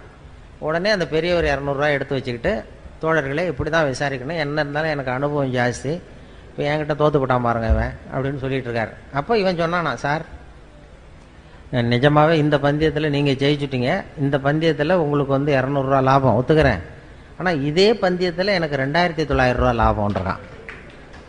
என்னடா பண்ண அப்படின்ட்டுருக்காரு. உங்களுக்கு தெரியாமல் இந்த 30 பேர்கிட்டையும் தனித்தனியாக ஒரு பந்தயம் கட்டியிருக்கேன். என்ன பந்தயம்டா கட்டினேன்னு கேட்டிருக்காரு. அது ஒன்றும் இல்லை சார், உங்கள் எல்லாரும் முன்னாடியும் உங்கள் மேலதிகாரியை சட்டையை கேட்ட வைக்கிறேன் அதுக்கு பண்ண. அவங்க வந்துட்டேன் சார் அப்படின்னு தான் அவர் அசந்து போயிட்டார். உடனே சாரை கொண்டு போய் பக்கத்தில் ஒரு ரூமில் உட்கார வைங்க, இனிமேல் அவர்கிட்ட யாரும் பேசாதீங்க அப்படின்னு சொல்லிவிட்டு, அப்புறம் வந்து தோழர்களே இனிமேல் யாரும் தமிழ்நாட்டு பக்கம் விசாரிக்க போகாதீங்க, நீங்கள் போகிறதுனா மத்திய பிரதேசம், உத்தரப்பிரதேசம், இப்படி ஏதாவது ஒரு பிரதேசத்துக்கு போங்க, தமிழ்நாட்டுக்கு போய் விசாரிக்க போனால் விசாரிக்க போனவனும் பணத்தை கொடுத்துட்டு வர வேண்டியிருக்கு அப்படின்னு சொன்னார்னு சொல்லி சொன்னோம். இது பத்திரிகையில் வந்த சில முக்கியமான செய்திகளை வச்சுக்கிட்டு வேடிக்கையை கலந்து ரேடியோவில் சொன்ன ஒரு செய்தி. ரொம்ப சீரியஸாக அமலாக்க பிரிவுலாம் வந்து போய்கிட்டு இருந்த நேரத்தில் கடுமையான விஷயத்த அந்த நகைச்சுவையை கலந்து வேடிக்கையாக சொல்லும் பொழுது அது ரொம்ப சுலபமாக ரீச் ஆகிட்டுது. அதை யாரும் அப்படியே செய்தி அப்படியே ஒளிபரப்புறதுக்கு தடையாக இருக்கும். அது பெரிய சிக்கல்லாம், சட்ட சிக்கல்லாம் வரும். இந்த நகைச்சுவையை கலந்து கதையாக சொன்னதும் இதில் யாரும் சட்ட பிரச்சனையை உண்டு பண்ண முடியல. அதுதான் அந்த சிரிப்புக்கு நகைச்சுவைக்கு உள்ள மரியாதை. அது எவ்வளோ பெரிய கடுமையான விஷயமா இருந்தாலும் இப்படி வேடிக்கையாக கலந்து லேசாக சொல்லிவிடலாம். அப்படி ஒரு வேல்யூ உண்டு அதுக்கு. அதனால தான் அது மாதிரி அந்த நகைச்சுவை உணர்வை வளர்க்கணுங்கிறது தான் நகைச்சுவை மன்றத்தினுடைய நோக்கங்கிறது. அதனால் இப்போ இது எப்படி முடிக்கிறதுன்னு பார்த்தேன். அதுக்கு இன்னும் அறிகுறி இது வரைக்கும் தெரியலையே அப்படின்னு பார்த்தேன். இப்போ தான் 2-3 பேர் கொட்டாய் விட ஆரம்பிச்சிருக்கீங்க. அதனால் அது முடிக்க வர்றது நல்லதுங்கிறது ஒரு அறிகுறி. ஏன்னா அது சொல்லுவாங்க, அந்த சகிப்புத்தன்மைக்கு ஒரு எல்லை உண்டு இல்லையா, சகிப்புத்தன்மைன்னு ஒன்று இருக்குது. சர்வதேச சகிப்புத்தன்மை ஆண்டுன்னு ஒன்று கொண்டாடினாங்க. சகிப்புத்தன்மை, அதுக்கு ஒரு கதை சொல்கிறது உண்டு. ஒரு டாக்டர் இது மாதிரி இருந்தால், டாக்டருக்கு ரூமுக்கு வெளியில் வரிசையாக பெஞ்சு போட்டிருந்தான். 40 பேர் உட்காந்துருக்கான் டாக்டரை பார்க்கறதுக்கு. 40 பேர் சட்டையை கட்டி சுருட்டி வச்சுருக்கான் பக்கத்தில், மேல் சட்டையை. 40 பேர் வாயிலே 40 தெர்மாமீட்டர் இருக்குது. தெர்மாமீட்டரை வாயில் வச்சுட்டு அப்படியே உட்காந்துருக்கான் எல்லாரும், 40 பேரும் யூனிஃபார்மாக. அப்போ ஒருத்தன் விரல் ஆணி அடிச்சிருக்கான், இதில் காலண்டர் மாட்டுறதுக்கு விரலில் சுத்தியல் பட்டு போச்சு, நசுக்கி போச்சு. உடனே வந்து, சிஸ்டர் இந்த விரலில் ஏதாவது மருந்து வைங்கன்றிருக்கான். மருந்து அது நீ சட்டையை கேட்டு அப்படின்ட்டுருக்கான் அந்த அம்மா. இல்லை இது விரல் தானேன்றிருக்கான். இல்லை எல்லாரையும் பாரு, எல்லாம் சட்டையை கட்டிட்டு உட்காந்துருக்கு. சரி உட்கார் அப்படின்னு சட்டையை கேட்டினான். உட்காந்தான், வாயை அப்படின்னு திறந்தது தெர்மாமீட்டர் வச்சுட்டு ஓடி போச்சு. இப்போ விரலை பார்த்துக்கிட்டே தெர்மாமீட்டர் வாயில் வச்சுட்டு யோசிக்கிறான், இது எதுக்கு தெர்மாமீட்டர் வச்சு பார்க்குறாங்க, சரி இது எல்லாரும் அவனுக்கும் விரல் நசிங்கிருக்கான்னு பார்க்குறான். எட்டி பார்த்தா அவன் விரல்லாம் நல்லா இருக்கு. சரி எப்படிறான்னு கேட்கலாம்னு பார்த்தா வாயை திறக்க முடியல அவனுக்கு. இவனுக்கு முன்னாடி 40வது ஆள் இருக்கான், அவனும் வாயை திறக்கணும்னு பார்க்குறான், முடியல. இந்த 40 பேரும் வரிசையாக 40 கதையோடு உட்காந்துருக்கான். சட்டையை கட்டி வச்சுருக்கான், பலூன் மாதிரி உப்பிருக்கு, கண்ணு செவந்திருக்கு, பலூன் மாதிரி வாய் உப்பிருக்கு, பேச முடியல. என்ன பண்ணுறதுன்னு அப்படியே சகிச்சுக்கிட்டு உட்காந்துருக்கான். ஒரு 15 நிமிஷம் கழித்து அந்த நர்ஸு ஓடி வந்தது. நர்ஸு ஓடி வந்து எல்லா தெர்மாமீட்டரும் எடுத்துக்கிட்டு அவங்கவுங்க பேர் எல்லாத்தையும் குறிச்சிக்கிட்டு அப்படியே போய் அப்புறம் போய் டாக்டர் ரூமுக்கு ஓடி போச்சு. அதுக்கப்புறம் இவன் ஆரம்பித்தான், இந்த 41வது ஆள். உலகம் ரொம்ப கெட்டு போச்சுப்பா, எதுக்கு தெர்மாமீட்டர் வச்சு பார்க்குறதுன்னு ஒரு விவசாயம் இல்லாமல் போச்சு. விரலை நசுக்கிட்டு வந்திருக்கிறேன், இதுக்கெல்லாம் தெர்மாமீட்டர் வச்சு பார்க்குறாங்க. ரொம்ப அக்கிரமம், அநியாயம், இதுக்கெல்லாமா சட்டையை கேட்டு சொல்கிறேன், நான் விட போகிறதில்ல, இது உண்டு இல்லைன்னு பார்க்க போகிறேன்னு கத்துறான். அப்போ இந்த 40வது ஆள் சொன்னான் பொறுமையாக, இந்த பாருப்பா, இது சர்வதேச சகிப்புத்தன்மை ஆண்டு, இது சகிப்புத்தன்மையை இந்த இடத்துல தான் நீ கற்றுக்கணும். இது மாதிரிலாம் ஒரு அசட்டுத்தனமாக இது மாதிரிலாம் துள்ளாத, கொஞ்ச நேரம் மரியாதையாக வாழை சுட்டிட்டு உட்கார், இப்படிலாம் கத்தாத அப்படின்றான் இந்த 40வது ஆள். அப்படி சொன்னதும் இவனுக்கு இன்னும் கோவம் வந்துடுது. நீ எனக்கு இவ்வளவு புத்தி சொல்றியடா, நீ எதுக்கடா வந்தேன்னு கேட்டுருக்கான். நான் தபால் கொடுக்க வந்தவையா?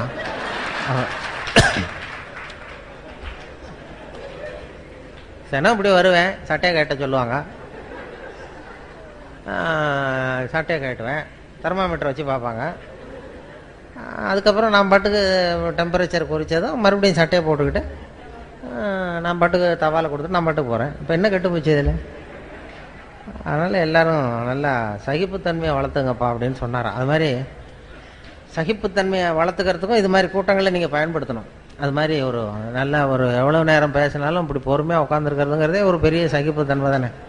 அதனால் அது ஒரு பெரிய விஷயம். ஏன்னா பேசுறது பேச்சுங்கிறது பெருசு தான், ஆனால் மௌனம் அதை விட பெருசும்பாங்க. பேசுறது இந்த பேச்சாளர்களுக்கு அது ஒரு பெரிய இது வந்துடும்.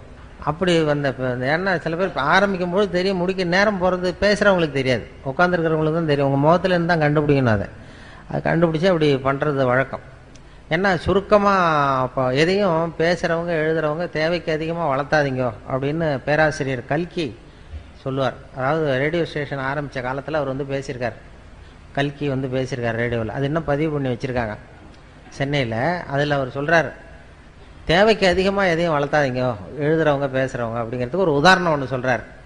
என்ன உதாரணம் கல்கி சொல்கிறாருன்னா, ஒரு உதாரணம், ஒரு நாள் காஞ்சிபுரம் உபய வேதாந்த தேசிக சுவாமிகள் தன் வீட்டு வேலைக்காரன் குப்பனை கூப்பிட்டு, அடை குப்பா, நீ உடனே ஸ்ரீபெரும்புதூர் ஓடிப்போய் திருவேங்கடாச்சாரியை சந்தித்து திருக்குடந்தையிலே இருந்து இங்கே வந்திருக்கிற திருநாராயண ஐயங்கார் சுவாமிகள் திருக்கோவில் ஆராதனைக்கு திருத்துழாய் எடுத்து திரும்புகையில் திருக்குளத்தில் திருப்பாசி வழுக்கவே திருவடி தவறி விழுந்தார் என்று சொல்லிவிட்டு வா அப்படின்னு எழுதினாராம். சொல்லிவிட்டு என்ன சொல்லிடுவியா அப்படின்னா, சொல்லிடுறேன் சாமின்னு இருக்கான் குப்பன். என்ன சொல்லுவ அவர்கிட்ட, என்கிட்ட ஒரு தடவை சொல்லி காட்டு அப்படின்னாரு. என்ன சார், கும்மோன் தாசாமி குட்டையில் விழுந்தான்னு சொல்லணும், அவ்வளோதானே. அப்போ கல்கி சொல்றார், அந்த சிறுகதையின் இலக்கணம் குப்பனுக்கு புரிந்திருக்கிறது, உபய வேதாந்த தேசிக சுவாமிகளுக்கு புரியவில்லை அப்படின்னா. அதனால் அந்த இலக்கணம் வந்து பேசுகிறவங்களுக்கும் தெரியணும், எழுதுகிறவங்களுக்கும் தெரியணும். தேவைக்கு அதிகமாக வளர்த்தாதீங்கோ அப்படிங்கிறது அவர் சொல்லியிருக்கிற அறிவுரை. இல்லைன்னா உங்களுக்கு தான் கோபம் வரும் எல்லாம் பண்ணுறது. ஏன்னா நான் ஒரு அடையாளம் வச்சுருக்கேன், எங்கெங்கே எப்படி எப்போ முடிச்சுக்கிறதுங்கிறத. என்னை வந்து சென்னையில் இந்த எல்கேஜி யூகேஜி பிள்ளைங்கள்ட்ட கூப்பிட்டு போய் பேச விடுவாங்க. யூகேஜி எல்கேஜி பிள்ளைங்க அங்கே போய் காக்கா கதை நரி கதை ஏதாவது சொல்லிகிட்டு இருப்பேன். அப்போ அவங்க பொறுமை இழக்கிறது எப்போன்னு எப்படி கண்டுபிடிப்பேன்னா, அடையாளம் அந்த வரிசையில் இருக்கிறவன் தரையை கீறுவான் லேசா அப்படி, இல்லைன்னா பக்கத்தில் இருக்கிறவன ஒரு குத்து குத்துவான், ஒரு பென்சிலால் குத்துவான். அதாவது அவன் பொறுமை இழக்கிறான்னு அர்த்தம். அதாவது போதும் நிறுத்திக்கோன்னு நமக்கு சிக்னல் இது.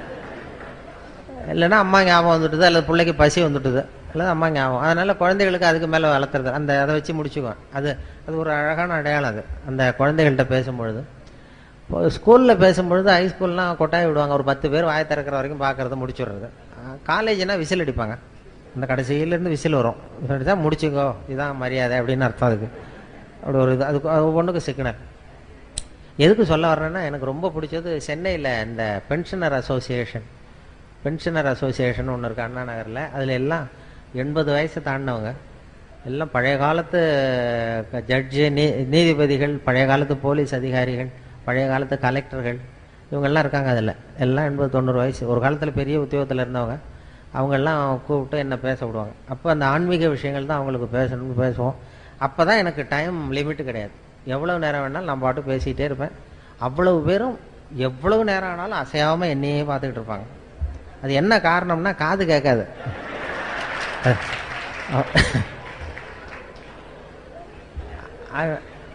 நான் ஏதோ அவங்க ரொம்ப பிரியமாக கேட்குறாங்க போல் இருக்குன்னு பேசிகிட்டு இருக்கிறது. பேசி முடிச்சுட்டு இறங்கி போய் அந்த ஒரு பழைய கலெக்டருக்கு பக்கத்தில் உட்காருவேன். அவர் மெதுவாக தலையை மட்டும் திருப்புவார். திருப்பி முடிச்சுட்டிங்க போல் இருக்கு அப்படிவார். எப்படி சார் கண்டுபிடிச்சிங்க அப்படின்னா, தான் இறங்கி வந்தீங்கல்ல கீழே அப்படிவார். அப்புறம் நானே அவங்கள கேட்டேன், ஏன் சார் உங்களுக்கு தான் புரியல, அப்புறம் எதுக்கு என்னை திருப்பி திருப்பி கூப்பிட்றீங்க இல்லை, கொஞ்சம் கொஞ்சமாக புரிஞ்சுக்கலாம் இல்லையா? அப்படிதான் ஒரு துறையும் என்ன கூப்பிட்றது அப்படி தான் போல இருக்கு. ஏதோ 4 தடவை 5 தடவை அவர் பாட்டு கூப்பிட்டு இந்த ஏதாவது பட்டத்தை கொடுத்து எதையாவது கொடுத்து இதான் உனக்கு இந்த தடவை அப்படின்னு சொல்லி அனுப்பிச்சிடுறாரு. அப்படி பண்ணுறது ஏன்னா இது மாதிரி பேசிக்கிட்டு இருக்கிறப்பயே ஒரு கூட்டத்தில் வரிசையில் இருந்தவர் என்னத்தையோ சிப் பேக் என்னத்தையோ எடுத்தால் ரிவால்வர். பேசுகிறவர் அப்படியே நிறுத்திவிட்டார். ஏன் சார் போதும்னா நிறுத்திட்டு போகிறேன், இதுக்கே துப்பாக்கிலாம் காட்டி பயமுறுத்துறீங்கன்னு இருக்கார். இப்போ அவர் சொன்னார், எழுந்திரிச்சு, ஐயோ துப்பாக்கியை காட்டு பயப்படாதீங்க சார், துப்பாக்கியை பார்த்துட்டு நீங்கள் எவ்வளோ நேரம் வேணாலும் பேசுங்க சார், இது உங்களை சுடுறதுக்கு இல்லை, உங்களை இங்கே அழைச்சி வந்தவரை சுடுறதுக்கு அப்படின்னா. அப்படி பார்த்தா என்னை அழைச்சிட்டு வந்தவர் அவர் துரை தான். துரை ரொம்ப சௌக்கியமாக இருந்தால் தான் ரொம்ப காலத்துக்கு இந்த நகைச்சுவை மன்றம் நடக்கும். அதனால் அவருடைய சௌக்கியமும் முக்கியம். அந்த தலைவர் இவர் இருக்கார் ராஜவேலு, அவங்கெல்லாம் ரொம்ப காலத்துக்கு சௌக்கியமாக இருந்தால் தான் இந்த நகைச்சுவை இதெல்லாம் நடக்குங்கிறதுனால அதனால் இயல்புத்தன்மை மாறாமல் வாழ கற்றுக்கொள்ளுங்கிறது தான் இவங்களுடைய மெசேஜ். நம்முடைய இயல்புத்தன்மையிலேருந்து மாறாத வாழ்க்கையை லேசாக எடுத்துக்கிட்டு போவோம். இப்போ நான் உங்களுக்கு பெரிய உபதேசம்லாம் பண்ணுறதுக்காக வரல, அந்த தகுதியும் கிடையாது. அந்த இயல்புத்தன்மை மாறாமல் ஒரு மனுஷனுக்கு 200 தடவை குழந்தை இயல்பு சிரிக்கிற தன்மை இருக்குன்னு சொன்னேன் இல்லையா? அந்த இயல்புத்தன்மை உங்ககிட்ட இருக்கான்னு ஒரு மணி நேரமாக சோதனை பண்ணி பார்த்தோம்.